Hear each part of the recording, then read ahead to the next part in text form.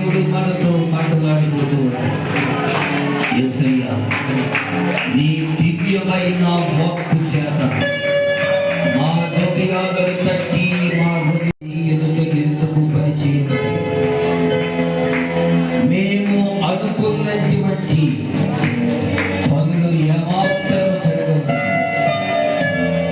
నీ సన్నిధిలో కాక నీ తలంపు ప్రకారముగా నీ చిత్త ప్రకారముగానే జరుగుతుంది.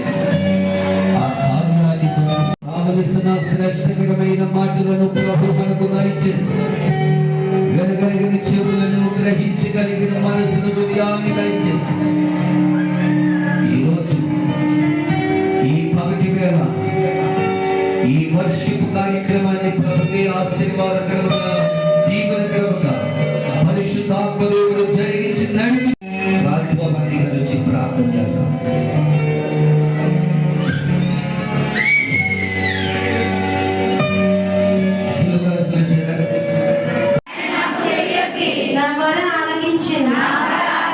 నాశనకరమైన గుంటలో నుండి జీవితగల దొంగ ఊపిలో నుండి ఆయన నన్ను పైకెత్తెను. నా పాదములు బండ మీద నిలిపి నా అడుగులు స్థిరపరిచెను. దేవుడి పరిశుద్ధ వాక్యాన్ని దీవించి ఆశీర్వదించుగాక. దయచేసి